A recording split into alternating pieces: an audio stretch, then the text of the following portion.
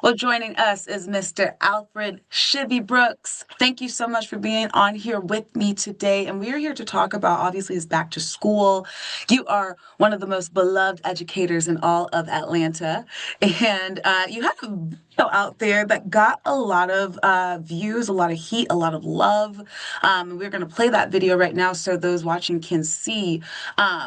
Tell me a little bit about what the viewers are seeing right now and just what was your motivation behind dapping it up to some of your fellow Black male educators?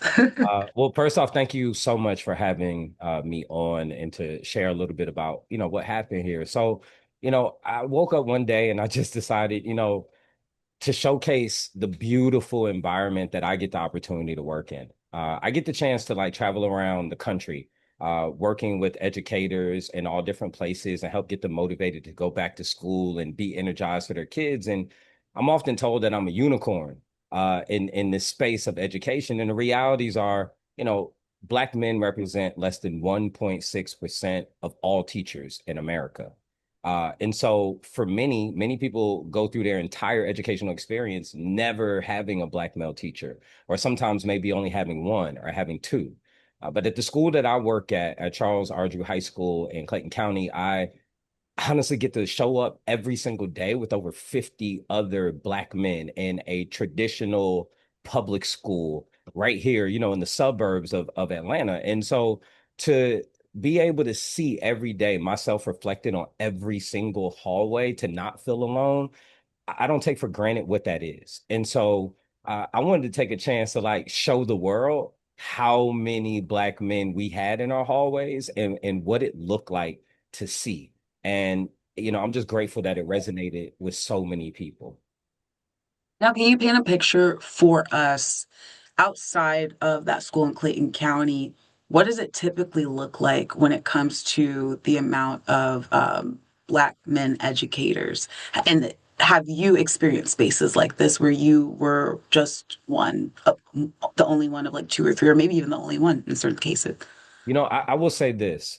My educational experience started in the Metro Atlanta area. I had an opportunity to serve in Gwinnett County. I had an opportunity to work at Drew Charter School here in APS. I had an opportunity to substitute at Wesley International at APS.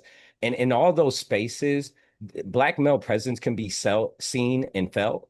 But in most spaces, Black men, you may have one, you may have two, if you have any at all.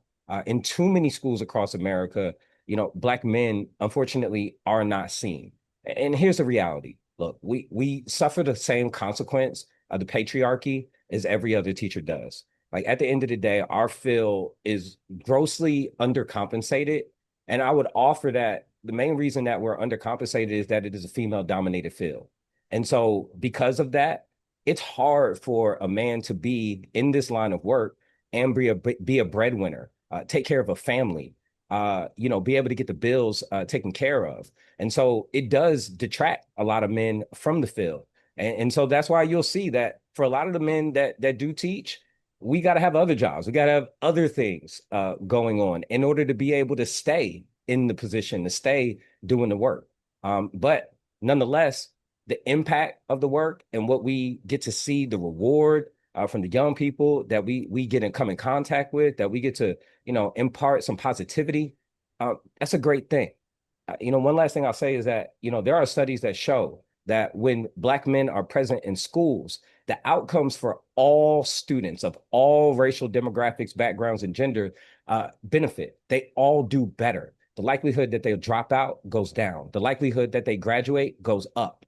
And so, to any Black man out there who might be considering going into the field of education, I would encourage you to do so because we're needed.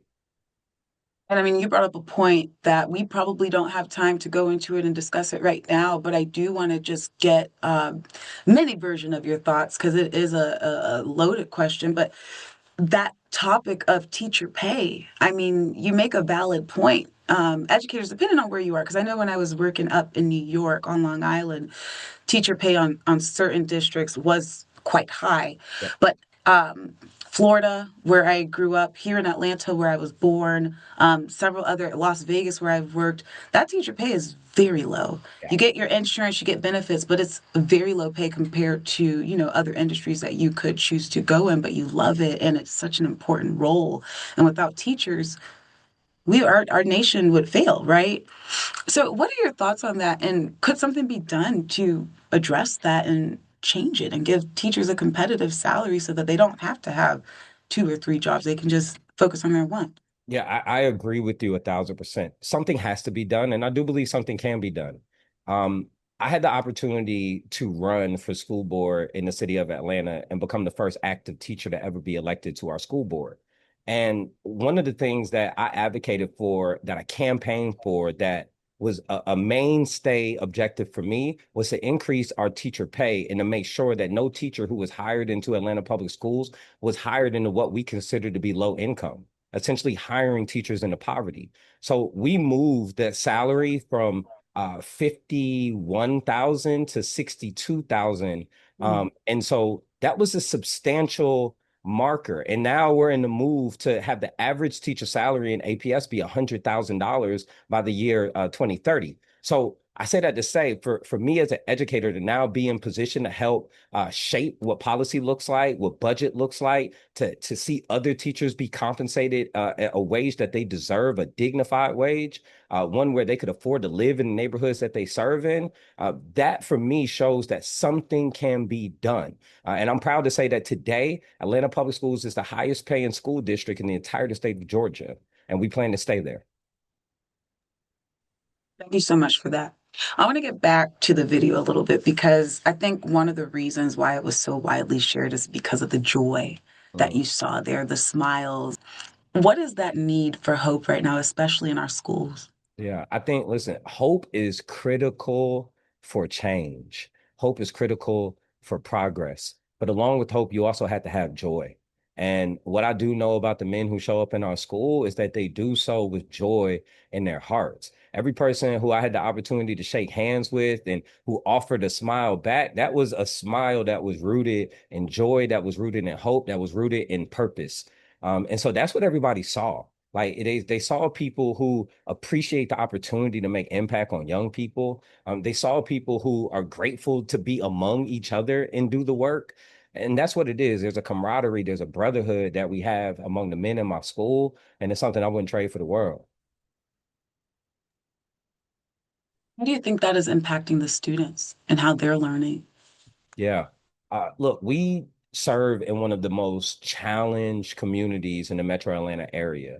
The average income is $25,000. We have 44% transiency rate at our school.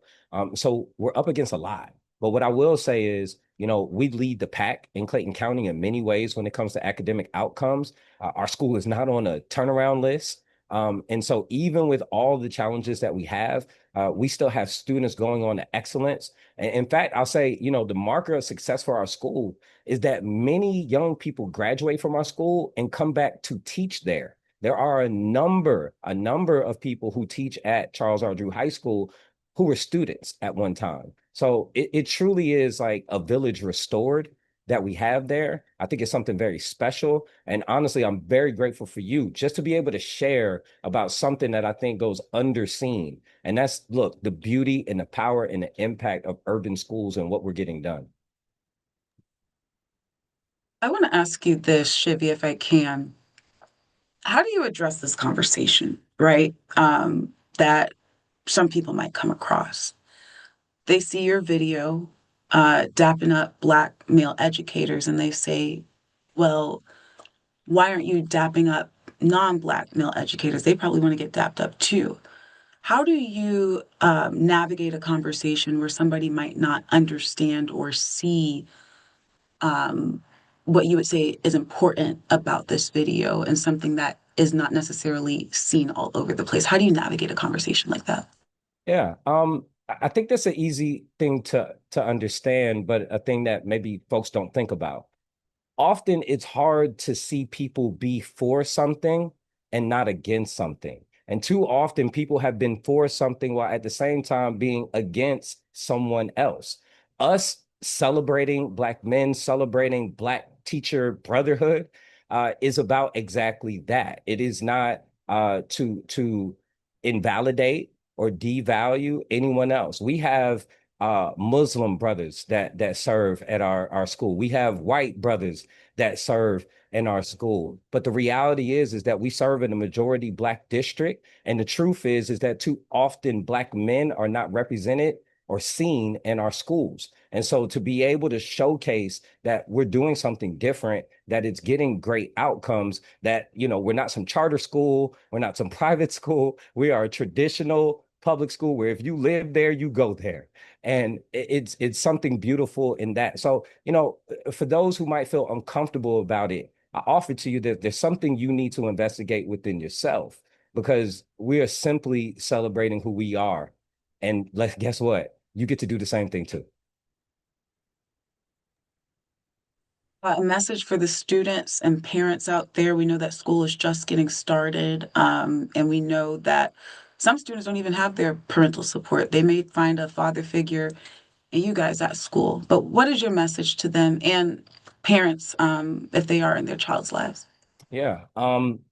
Listen, I want to say to all the parents out there, you know, schools like my school exist all over the place. There are great things happening in our public schools. And I encourage you all that, if you're ever thinking about questioning whether or not our public schools are worth it, they are. So to those of you whose babies attend our public schools, thank you.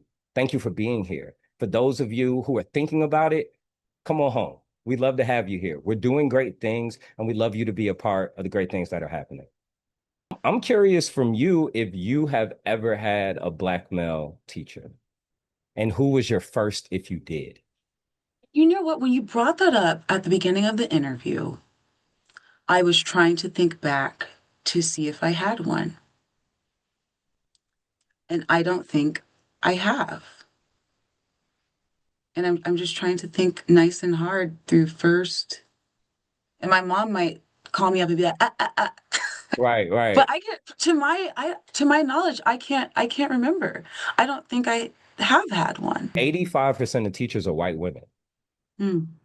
Like people when I don't think most folks understand the demographic of the profession, right? Like 85% of black women, I think some like 8% are, I'm sorry, 85% of white women, I think some 8% or so are black women. Black men are less than 1.6%. White males also, less represented as well, in comparison to women. So yeah, like I mean, males in education are not seen, but even when it comes to black men, we were 2% some 5 years ago, right? Like at the beginning of the pandemic, the number is declining. Yeah, and I mean, you think about back to the history of education, that was when women were eventually allowed to work. That was the field that a lot of women went into because you could have a good job. You're seen as the caretaker for children. And I mean, leading up into today, you do have people of all walks of life that are interested in education. But is that incentive there? Are Yeah. you going to be able to pay your bills? Are you going to be able to live a comfortable life? And it's just really interesting because you think without school teachers, without public school teachers, what does the future of the country look like? But I really don't. During the pandemic, we felt valued, right? Like everybody was like, oh, we love teachers. Teachers are essential. But that really wore off quickly. And then we started to see like this all out assault on education. And it's been demoralizing for a lot of teachers. Like it's why the numbers dwindled as much as it did. Like it was one thing to not get compensated well, it was another thing to be constantly under attack.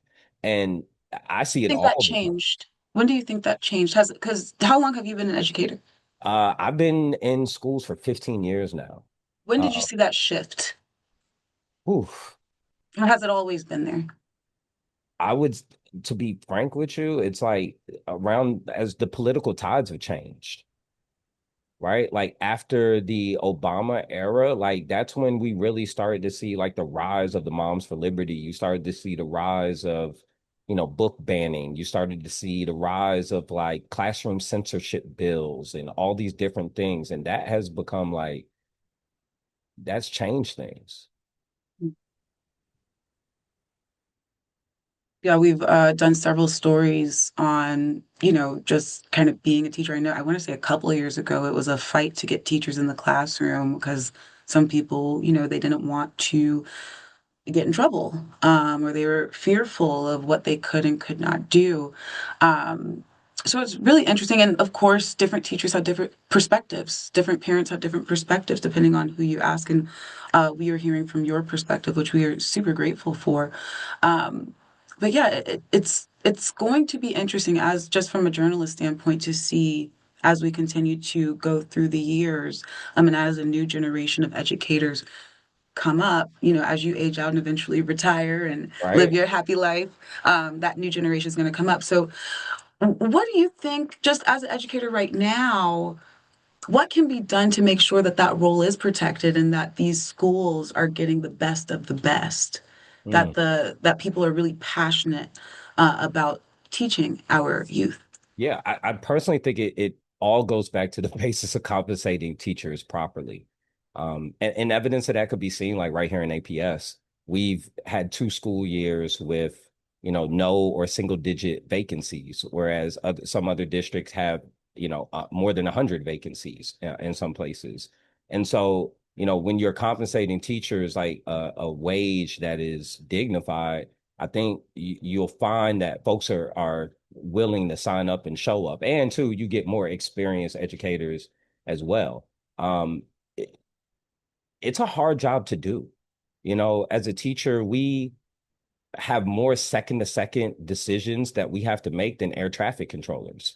We are asked thousands, literally thousands of questions per day. Like decision making exhaustion is real as a teacher. And then you're talking about a 20-minute lunch break and and all the other things. So Yeah, it doesn't just stop in the classroom because right. you're taking your work home with you, sometimes coming out of your pocket. Full Yep. disclosure, my mom is an educator, so I know, I hear Ah, about it. Yeah. And it's like you said, it's not an easy job at all. And you think about it, most parents, what do? As soon as school year comes, ooh, I'm so ready for school to start. right, Take right. y'all, go on to school Right, and let right. them deal Or with you. or or to my parents, I encourage you to remember what it was like during the pandemic when you had to do the kind of homeschool thing. Like y'all felt it. It's real. So you take that and multiply it times 30 kids, and that's what we're doing, 90 minutes at a time. Well, I will say we appreciate every single educator, even though I have not had a Black man educator that I can remember.